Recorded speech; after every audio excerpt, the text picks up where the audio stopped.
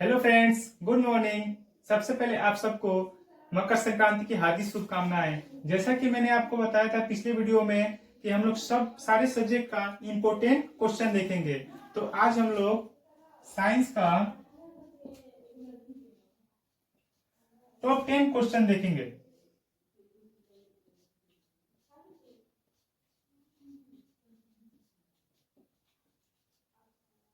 Science का top 10 question देखेंगे जो बहुत ही इंपॉर्टेंट क्वेश्चन है और इसका अच्छे से अध्ययन भी करेंगे।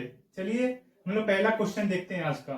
फर्स्ट क्वेश्चन है, ओजोन का आणविक सूत्र होता है।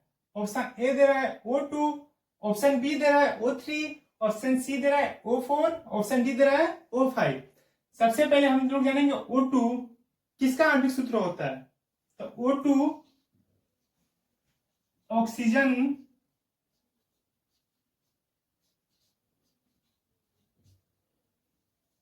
का आणविक सूत्र होता है। इसके बाद ऑप्शन बी क्या दे रहा है? ऑप्शन बी दे रहा है O3। O3 किसका आणविक सूत्र होता है? O3 ओजोन का आणविक सूत्र होता है।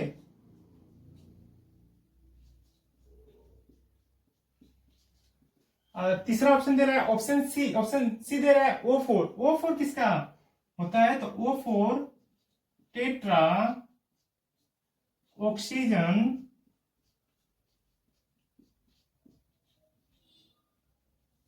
का आणविक सूत्र होता है। ऑप्शन डी क्या दे रहा है? O5। तो O5 का कोई भी आणविक सूत्र नहीं होता है। तो हम लोग एक ऑब्जेक्टिव क्वेश्चन में कितने क्वेश्चनों को जानेंगे? 1, 2, 3 और 4। इससे 4 क्वेश्चन बन गया कि O2 का आणविक सूत्र क्या होता है। O2 किसका आणविक सूत्र होता है? तो ऑक्सीजन का होता है। O3 किसका आणविक सूत्र होता है? ओजोन का होता है। O4 किसका आणविक सूत्र होता है? तो टेट्रा ऑक्सीजन का होता है। इससे हम लोग को 3 क्वेश्चनों का अध्ययन पता चल गया कि 3 क्वेश्चन बन सकते हैं इसके द्वारा। तो हम लोग क्वेश्चन क्या है, ओजोन का आणविक सूत्र क्या है? तो ऑप्शन बी दे रहा है, ऑप्शन बी O3 ओजोन का आणविक सूत्र होता है। Option B is correct answer. अब आगे क्वेश्चन देखते हैं। नेक्स्ट क्वेश्चन है, निम्नलिखित में से कौन पर्यावरण का हिस्सा है? तो ऑप्शन ए दे रहा है वायुमंडल, ऑप्शन बी दे रहा है जलमंडल, ऑप्शन सी स्थल मंडल, ऑप्शन डी इनमें से सभी। तो वायुमंडल भी पर्यावरण का हिस्सा होता है, जलमंडल भी होता है, स्थलमंडल भी पर्यावरण का हिस्सा होता है। तो ऑप्शन डी करेक्ट आंसर हो जाएगा। और इनके अलावा पर्यावरण का हिस्सा जीव जंतु, पेड़ पौधे, वनस्पति, ये सब भी पर्यावरण का हिस्सा होते हैं। अगर पूछ ले कि पर्यावरण को कितने भागों में बांटा गया है, कोई क्वेश्चन पूछ देता है कि पर्यावरण को कितने भागों में बांटा गया है, तो पर्यावरण को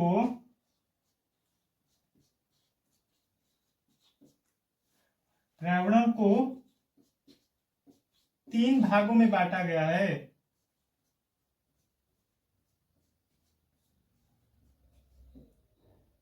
भागों में बांटा गया है। फर्स्ट क्या है? सामाजिक विज्ञान, सामाजिक पर्यावरण। दूसरा क्या है? भौतिक पर्यावरण।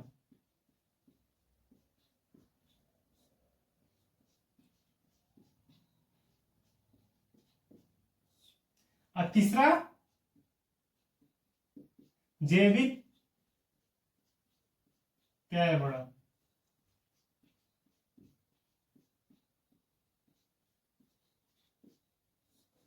तो हम लोग को इस क्वेश्चन से 2 क्वेश्चन मिल गए कि इनमें से कौन सा पर्यावरण का हिस्सा है। तो ये सब वायुमंडल, जलमंडल, स्थलमंडल, ये सब होते हैं पर्यावरण का हिस्सा। और साथ में जीव जंतु भी पर्यावरण का हिस्सा होते हैं। और इसके सिवा पर्यावरण को 3 भागों में बांटा गया है। हम लोग ये भी देख लेंगे 3 भागों में बांटा गया है। तो कौन कौन सा भाग है? पहला है सामाजिक पर्यावरण, दूसरा है भौतिक पर्यावरण और तीसरा है जैविक पर्यावरण। ये भी पूछ सकता है कि पर्यावरण को कितने भागों में बांटा गया है, तो आप लोग बोल दीजिए 3 भागों में बांटा गया है। चलिए आप लोग नेक्स्ट क्वेश्चन देखते हैं। नेक्स्ट क्वेश्चन है शुष्क बर्फ का रासायनिक सूत्र होता है। ऑप्शन ए दे रहा है CO, ऑप्शन बी दे रहा है CO2, ऑप्शन सी दे रहा है H2O, ऑप्शन डी दे रहा है H2O2। हम लोग जानेंगे कि CO किसका रासायनिक सूत्र होता है, CO2 किसका रासायनिक सूत्र होता है, H2O किसका रासायनिक सूत्र होता है और H2O2 किसका रासायनिक सूत्र होता है। इससे हम लोग को 4 क्वेश्चनों का पता लग जाएगा। तो हम लोग सबसे पहले जानते हैं CO किसका रासायनिक सूत्र होता है। CO कार्बन मोनो ऑक्साइड का रासायनिक सूत्र होता है।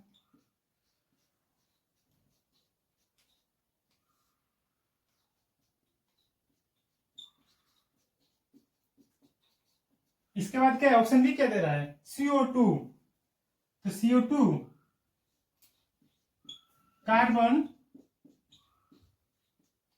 डाई ऑक्साइड का रासायनिक सूत्र होता है। रासायनिक सूत्र है ऑप्शन सी के दे रहा है H2O।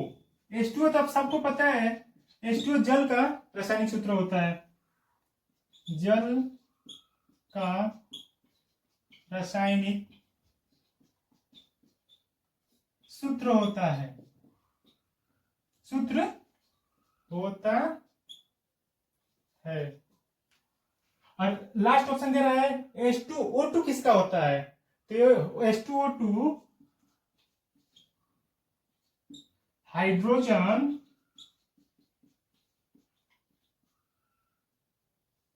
पेरो साइड का रासायनिक सूत्र है। तो इससे हम लोग को 4 क्वेश्चन को पता चल गया कि CO किसका है रासायनिक सूत्र होता है, CO2 किसका रासायनिक सूत्र होता है, H2O किसका रासायनिक सूत्र होता है और H2O2 किसका रासायनिक सूत्र होता है। तो क्वेश्चन में क्या दिया हुआ है, शुष्क बर्फ का रासायनिक सूत्र क्या होता है। शुष्क बर्फ का रासायनिक सूत्र CO2 होता है। कार्बन डाइऑक्साइड का रासायनिक सूत्र भी वही होता है, शुष्क बर्फ का रासायनिक सूत्र भी वही होता है। तो option C B is correct answer. अब नेक्स्ट क्वेश्चन देखते हैं। नेक्स्ट क्वेश्चन है एटीपी का विस्तारित रूप है। ऑप्शन ए दे रहा है adenine thymine phosphate, option B दे रहा है एडेनिन ट्राइफास्फेट, ऑप्शन सी दे रहा है एडोनोसिन ट्राइफास्फेट, ऑप्शन डी दे रहा है एडेनिन थाइमिन डाइफास्फेट। तो इसका करेक्ट आंसर हो जाएगा option C adenosine triphosphate. ATP का फुल फॉर्म एडोनिसिन ट्राइफास्फेट, ये एक कार्बनिक यौगिक होता है और ये सभी जीवित जीवों में पाया जाता है। एटीपी में 3 फास्फेट अणु होते हैं, इनके बीच की बंधन बहुत ही मजबूत बंधन होता है। इस बंधन में बड़ी मात्रा में ऊर्जा होती है। तो इसका करेक्ट आंसर हो जाएगा एटीपी का विस्तारित रूप क्या हो जाएगा, एडोनोसिन ट्रांसपोर्ट हो जाएगा। इसका करेक्ट आंसर सी हो जाएगा। चलिए अब नेक्स्ट क्वेश्चन देखते हैं। नेक्स्ट क्वेश्चन है एल्केन का सामान्य सूत्र क्या है। तो ऑप्शन ए दे रहा है CnH2n, ऑप्शन बी दे रहा है CnH2n+2, ऑप्शन सी दे रहा है CnH2n-2, ऑप्शन डी दे रहा है इनमें से कोई नहीं। तो सबसे पहले हम लोग जानेंगे CnH2n किसका सामान्य सूत्र होता है, CnH2n+2 किसका सामान्य सूत्र होता है, CnH2n-2 किसका सामान्य सूत्र होता है। तो CnH2n एल्कीन का सामान्य सूत्र होता है। एल्कीन का सामान्य सूत्र होता है। और दूसरा क्या दे रहा है, ऑप्शन डी क्या दे रहा है, CnH2n+2, CnH2n+2 एल्केन का सामान्य सूत्र होता है।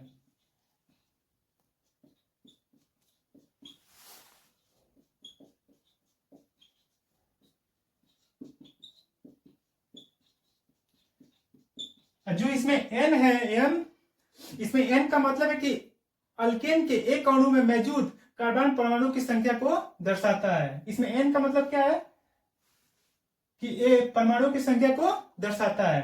तो इसका करेक्ट आंसर क्या हो जाएगा? ऑप्शन बी, कि एल्केन का सामान्य सूत्र क्या है? तो ऑप्शन बी हो जाएगा CnH2n+2। Option B is correct answer. अब नेक्स्ट क्वेश्चन देखते हैं। नेक्स्ट क्वेश्चन है, मूत्र का पीला रंग किस वर्णक के कारण होता है? ऑप्शन ए क्या दे रहा है? Chromoplast. Option B urochrome. Option C chloroplast. Option D नीलोप्लास्ट। तो क्या क्वेश्चन पूछ रहा है कि मूत्र का पीला रंग किस वर्णक के कारण होता है? तो मूत्र का पीला रंग वर्णक यूरोक्रोम की उपस्थिति के कारण होता है, जो बेकार आरबीसी से हीमोग्लोबिन प्लांट को विकृत उत्पाद करता है। तो इसका करेक्ट आंसर क्या हो जाएगा? यूरोक्रोम। तो मूत्र का पीला रंग किस वर्णक के कारण होता है? तो यूरोक्रोम को होता है, यूरोक्रोम के चलते होता है, जो बेकार आरबीसी नामक यूरोक्रोम को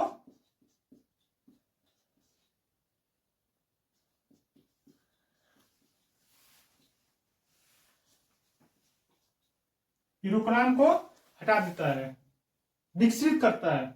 नेक्स्ट क्वेश्चन देखते हैं।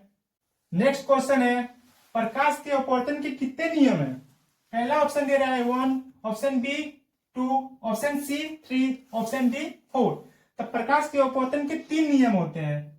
पहला होता है कि आपतन किरण, अपवर्तित किरण और आपतन बिंदु पर दो पारदर्शी माध्यमों से अंतःपृष्ठ पर सभी अवलंब एक ही तल में होते हैं। और दूसरा क्या होता है, जब प्रकाश की किरण विरल माध्यम से सघन माध्यम की ओर जाती है तो अपवर्तन किरण अवलंब के करीब आ जाते हैं। और तीसरा क्या होता है, अवलंब से गुजरने वाली आपतित किरण अपवर्तन के बाद माध्यम में सीधा हो जाती है। तो इसके कितने नियम होते हैं? 3 नियम होते हैं। तो इसका करेक्ट आंसर क्या हो जाएगा? प्रकाश के अपवर्तन के कितने नियम हो जाएंगे? 3 हो जाते हैं। चलिए अब नेक्स्ट क्वेश्चन देखते हैं। नेक्स्ट क्वेश्चन है, लेंस की क्षमता का एसआई मात्रक क्या होता है? ऑप्शन ए क्या दे रहा है? cm⁻1। ऑप्शन बी m दे रहा है। Option C cm। Option D dioptre दे रहा है। तो लेंस की क्षमता का एसआई मात्रक डायएप्टर होता है, और इसे हम लोग डी से डिनोट करते हैं। डायएप्टर किससे डिनोट करते हैं? डी से डिनोट करते हैं। यदि फोकस दूरी f को मीटर में व्यक्त किया जाता है तब क्षमता का डायएप्टर में व्यक्त किया जाता है। तो इसका एसआई मात्रक क्या हो जाएगा? डायएप्टर। और इसे डी से भी डिनोट किया जाता है। अतः इसका सही आंसर क्या हो जाएगा? Answer D. नेक्स्ट क्वेश्चन क्या है कि हीरे का अपवर्तनांक कितना है?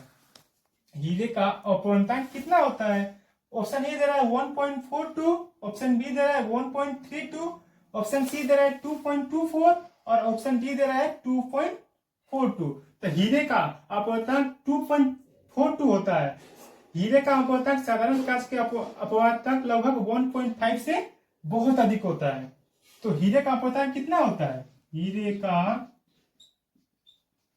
अपवर्तनांक 2.42 होता है। कांच का अपवर्तनांक कितना होता है?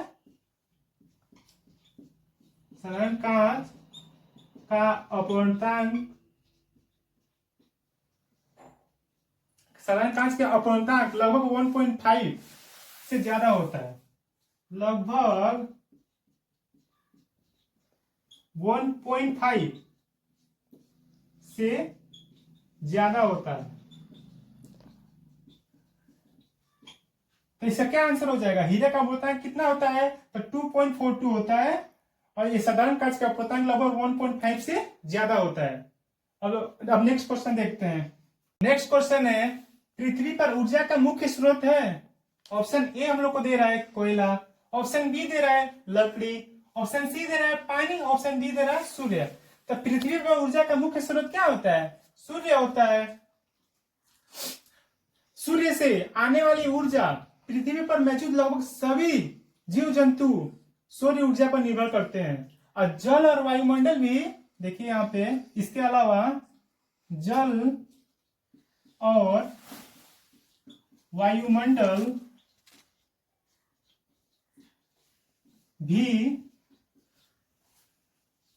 सूर्य से ऊर्जा प्राप्त करते हैं।